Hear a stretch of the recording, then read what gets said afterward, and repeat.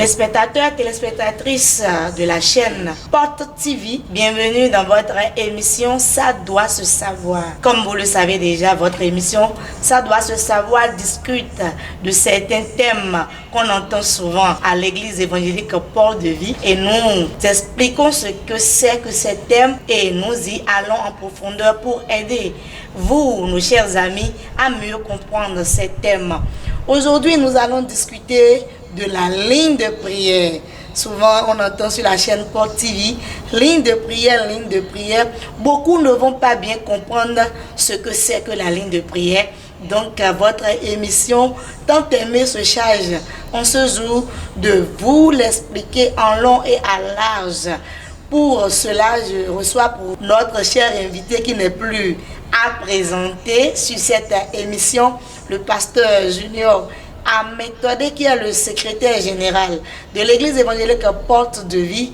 Cher pasteur, bienvenue. Merci beaucoup, madame la journaliste. C'est un plaisir de partager ce plateau encore avec vous. Souvent, nous entendons parler de ligne de prière, ligne de prière. On entend souvent le prophète François-Xavier Alokwe le dire souvent au cours des différents cultes.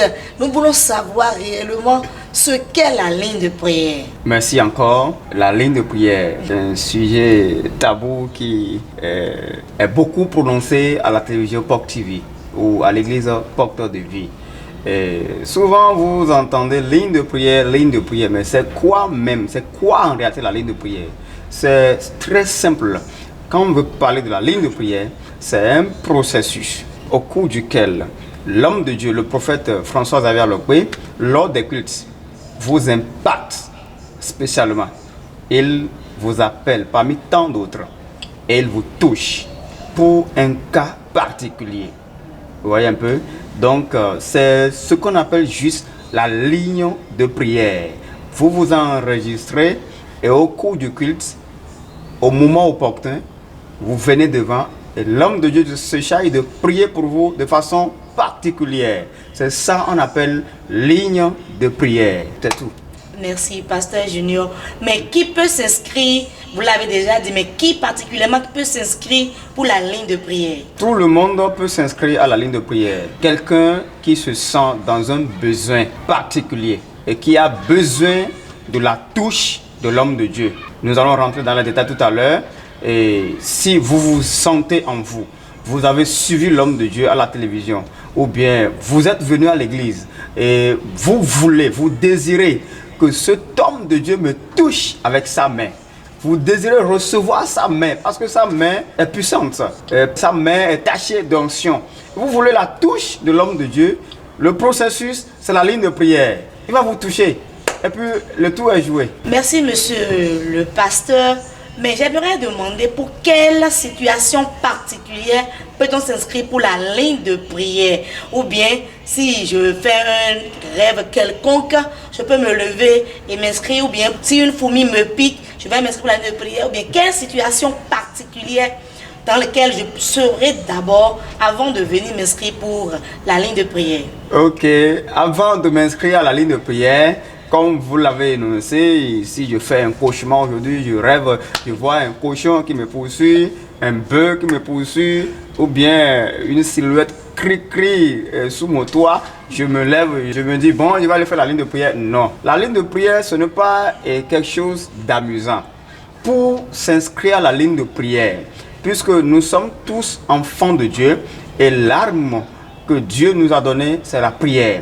Il y a certaines prières que vous, en tant qu'enfant de Dieu, vous devez faire chez vous, à la maison.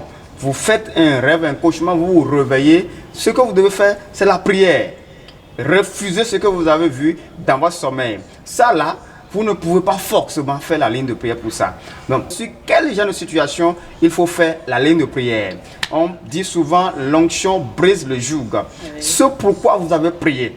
Un cas d'infirmité, de maladie, pour laquelle vous avez été à l'hôpital, vous avez fait des traitements, un cas de stérilité, vous avez pris des médicaments, des tisanes, vous êtes allé auprès des gynécos, les spécialistes dans le domaine, mais vous n'avez pas eu gain de cause pendant plusieurs années. Vous voyez, un cas de blocage dans les affaires. Autrefois, vous avez prospéré dans les affaires. Mais il est arrivé subitement, tout a chuté. Vous avez fait tout le nécessaire qu'il faut pour vous relever, mais ça n'est plus marché. Ça veut dire qu'il y a un joug qui pèse sur vous. Et pour ça, vous avez besoin d'une touche onctionnée. Donc, pour ça, vous pouvez vous inscrire à la ligne de prière. Pour un cas de stérilité, pour lequel vous avez promené fatigué, vous pouvez vous inscrire à la ligne de prière. Pour un cas de maladie que vous avez essayé de traiter dans les hôpitaux fatigués, vous pouvez vous inscrire à la ligne de prière.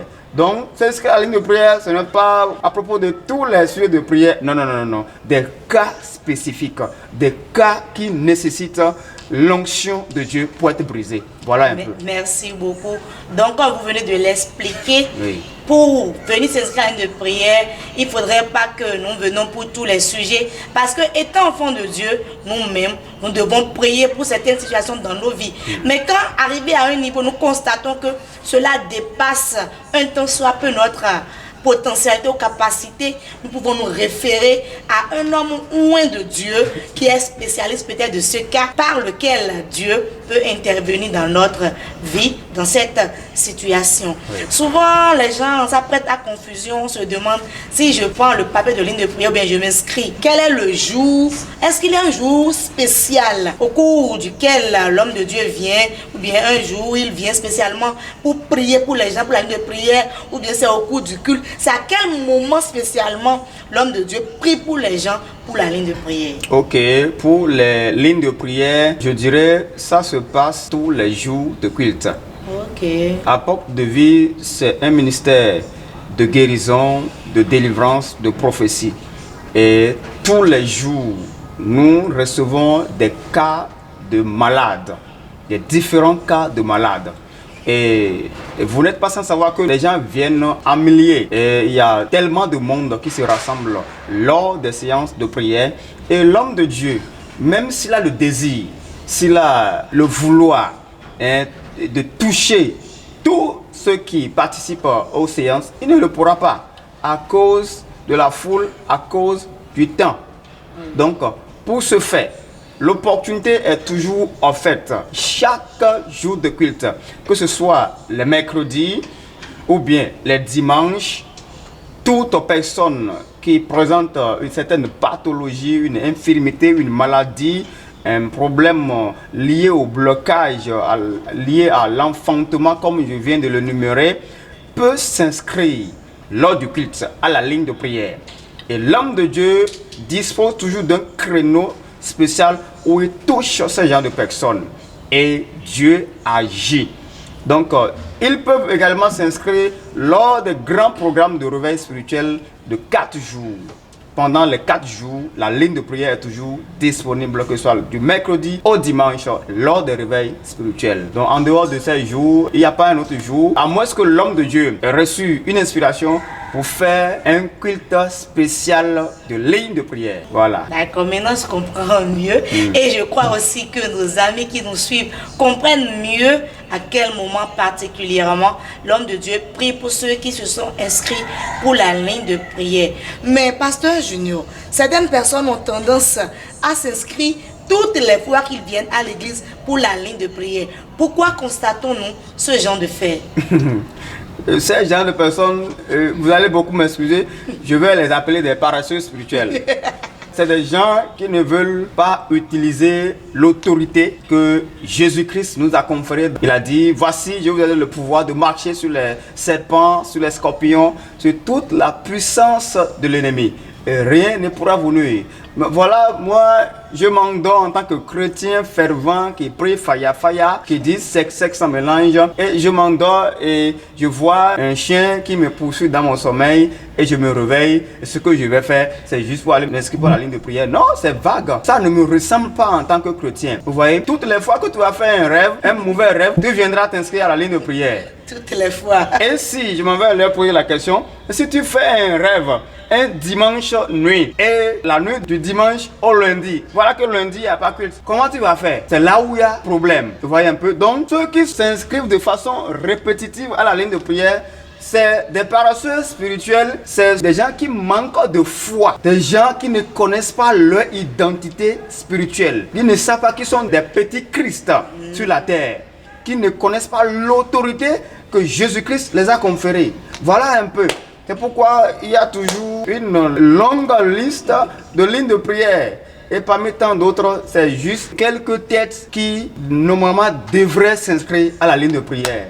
J'espère que le Seigneur va nous aider à corriger cet art prochainement pour ne plus nous donner à ces gens de pratique. Pasteur Junior, voilà, je me suis inscrite pour la ligne de prière, je suis venue. Quelle attitude dois-je avoir pour expérimenter le miracle au moment où l'homme de Dieu m'impacte ou m'impose la main et prie pour moi? Voilà le point essentiel quand on veut parler de la ligne de prière. Je m'inscris à la ligne de prière pour un cas de maladie, de blocage, des problèmes liés à l'enfantement. L'attitude que je dois adopter pour expérimenter le miracle, je vais énumérer deux aspects très importants liés à la ligne de prière. Le premier aspect qui est très important, c'est la foi. Si vous vous inscrivez à la ligne de prière et que vous n'avez pas la foi que Dieu guérit, que Dieu délivre, ce serait zéro. Ça ne va rien donner. La foi que l'homme de Dieu a, c'est qu'il sait que son Dieu guérit. Oui. S'il déclare, s'il t'impose la main, tu recevras ce que tu veux. Mais si de ton côté, toi tu n'as pas cette foi que s'il me touche, j'aurai satisfaction, alors c'est zéro. Parce que l'homme de Dieu même dit souvent, si ta foi dit oui, Dieu ne dira pas Dieu non. ne dira pas non. Donc il faut avoir la foi. C'est la première attitude à adopter lors des lignes de prière. Je m'en vais vous donner un exemple. Nous rentrons dans la Bible, dans Matthieu 9, le verset 20 à 22. Là, la Bible a parlé d'une femme qui avait la perte de sang. Nous allons lire ça pour que les gens puissent comprendre. Matthieu 9, verset 20 à 21. La Bible dit, et voici, une femme atteinte d'une perte de sang depuis 12 ans. Elle était malade, elle saignait pendant 12 ans. La suite dit, s'approcha par derrière et toucha le bord de son vêtement. Car elle disait en elle-même, écoutez cette partie, elle disait en elle-même, si je puis seulement toucher son vêtement, je serai guéri. Ça, c'est une parole de foi que cette dame avait en elle. Elle n'a pas exprimé ouvertement, mais elle parlait en elle-même. Si je puis toucher le vêtement de Jésus, je serai guéri. Vous voyez un peu? Et le verset 22 nous dit, Jésus se retourna et dit en la voyant, prends courage, ma fille, ta foi t'a guéri. Et cette femme fut guérie à l'heure même. La Bible dit, cette femme a traversé la foule. Celle qui a saigné pendant 12 ans, vous voyez un peu... Elle serait déjà faible.